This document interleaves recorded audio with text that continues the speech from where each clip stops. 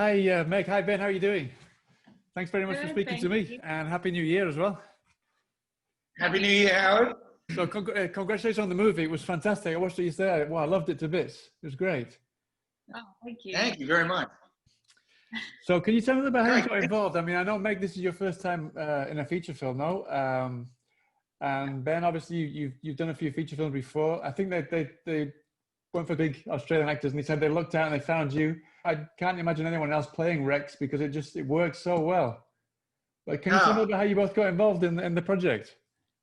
Yeah, sure. I got sent the script by my agent. I think probably shortly after they kind of done that first round of who wants to get involved. Fortunately, it fell in front of me, and I was sort of flipping through it and reading all this Rex conscience stuff, going like, I mean, what a cool opportunity. What a challenge, but if I get given this opportunity, this would be fantastic. So I kind of leapt at it because it was making me laugh. It was doing something new with a genre that is, could really benefits from brand new elements kind of being introduced to it. Like you say, the horror comedy thing, if it really works, it really sings, like the Shaun of the Dead type stuff, that Edgar Wright, all of his sort of work. So, I took the bait, man. I thought, fuck yeah, if they want me, I'll do it. Yeah, I mean, at the same time, I mean, you mentioned Shaun of the Dead and things like that, but at the same time, it's got kind of a die-hard anti-hero. I mean, in Necrotronic, when you played Howard in Necrotronic as well, it was a kind of a similar role. But here, with you speaking to yourself, it was almost like John McClane, because he's all this self-talk all the way through the movie. So it really kind of harked back to those kind of things. Did you feel that when you read the script the first time? Yeah, most certainly. And it was a big reference while we were shooting as well, the John McClane one.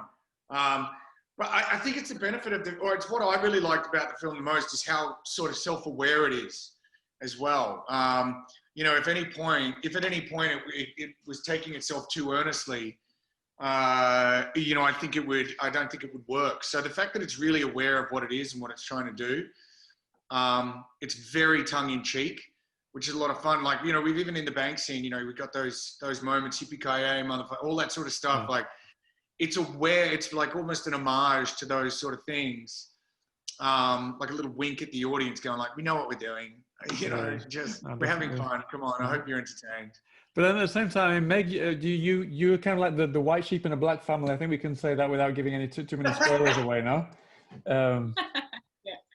But did they treat you, I mean, obviously with this being your first feature film, I imagine you felt much more at home than you felt, as it looks like you felt in the film. Now, tell me a little bit how you got involved in the film, and a little bit, obviously your role is very different to Ben's in the fact that Ben's is very much a homage to kind of 80s movies, horror movies. Yours is very different, and not only that, but you have to speak in Finnish and nail the Finnish accent. That must have been a nightmare as well, no? Really hard work.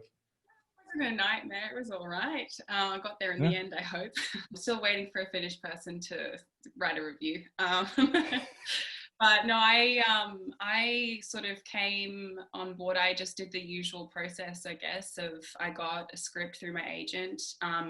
I didn't get a script, actually. I just got 2 scenes taken way out of context. So when I first sort of auditioned, I was like, I have no idea what is happening, what is going on, what does a Finnish accent sound like, who am I talking to, who's this Rex and Conscience and what is going on kind of approach. So I just sort of taped and just gave it my best shot, and then I got an email back from Al, the director, who sort of said, can you send us another one? And then I came in then to do a chemistry read basically with Ben. And once I met Ben and Al, I got sent the whole script, and I sort of just had this aha moment of, I know what I'm doing now. And meeting Ben, like, I feel like that audition like instantly clicked, and it just sort of took off from there. It really, it felt really good.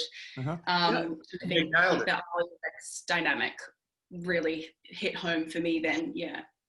Tell me a little about the chemistry, because you've got this great chemistry, the two of you, because obviously the whole film depends on the two of you, essentially, no? Tell me about how you created that chemistry, because obviously you're supposed to never met each other, and in the end, good acting. No, obviously, yeah, but what I wanted to say was, I mean, we even get to so far as there's a scene, I don't want to give anything away, but there's a scene that you share together that I think in 20 or 30 years, maybe compared to like the pottery wheel scene in Ghost, for example.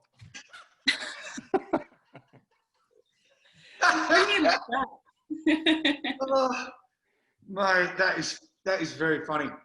I don't know. Yeah, I mean, it's just. I mean, from the first audition, reading there with Meg, I remember we walked out of the room and I was just like, well, it's her.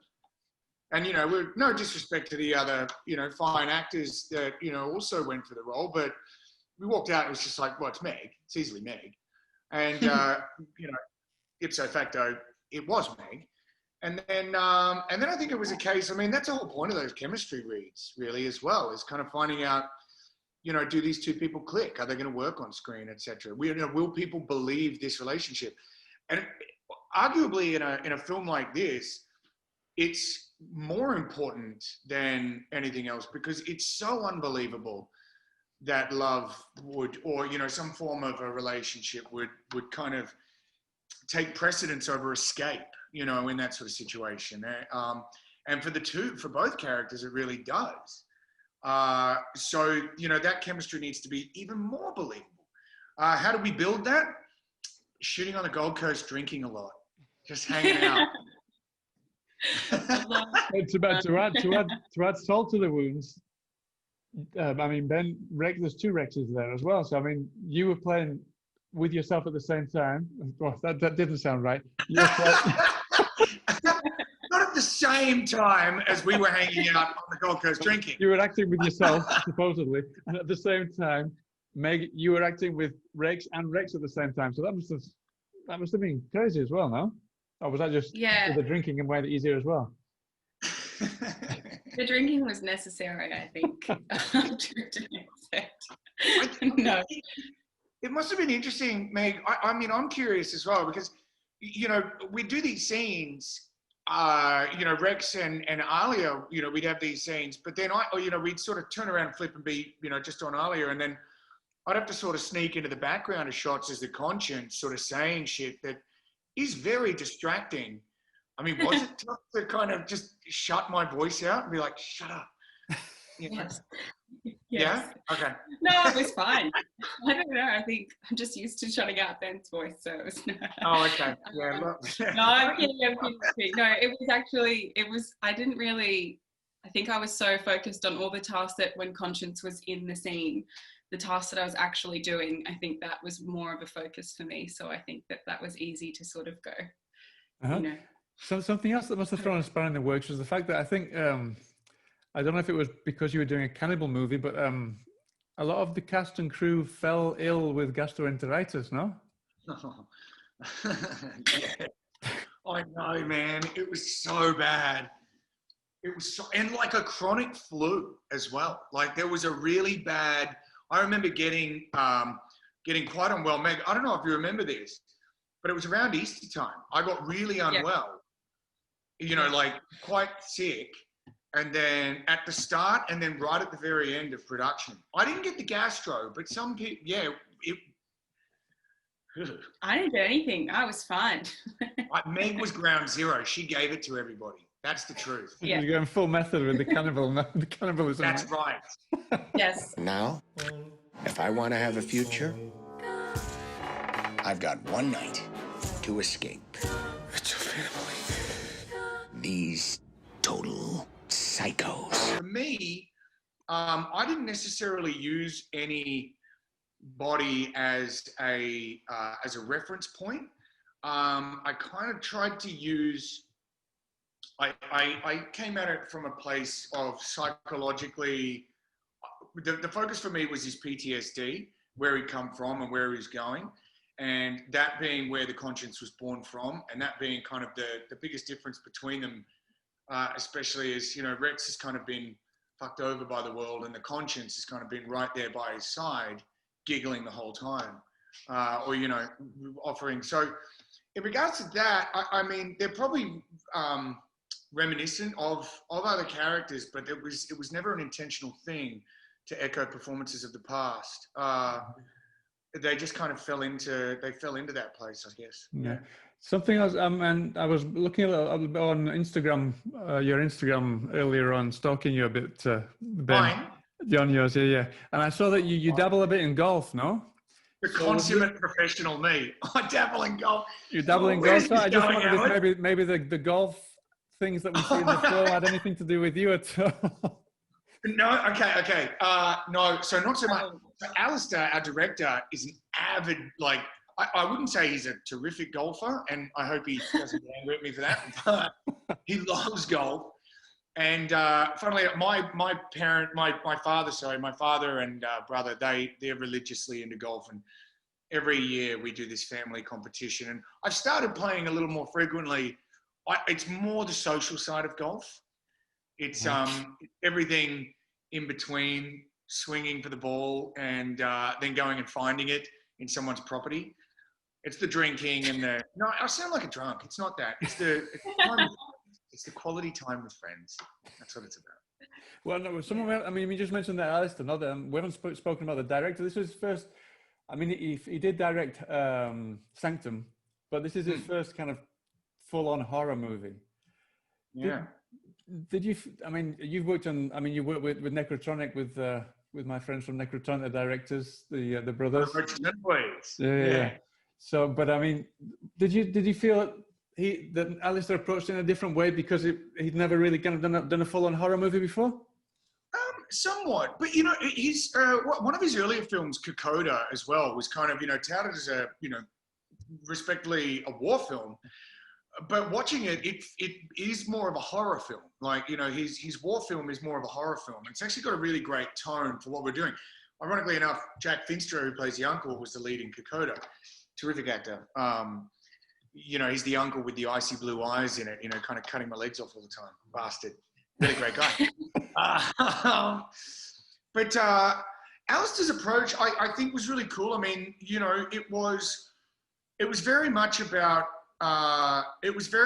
keeping it stemmed in reality, playing the, you know, the absurdity of these moments will kind of will speak for themselves if done correctly, and between him and Brad Shields kind of building these shots and allowing us to play, like Meg and I had quite a bit of time before approaching, you know, before actually the cameras were on us, to kind of really build and work on scenes and stuff like that. And, you know, just treating it like, you know, it's that thing. What do they say? They say, you know, you treat the tragedies like a comedy and a comedy like a tragedy, and it'll work. Yeah. So, you know, we kind of treated this, you know, if, you know, we had to, it's, you know, the stakes are so real and it's also serious, and the humor will come out of it. And I think that's probably the same for Alister, you know, treating it like very serious drama. And therefore the horror and comedy can come out of it.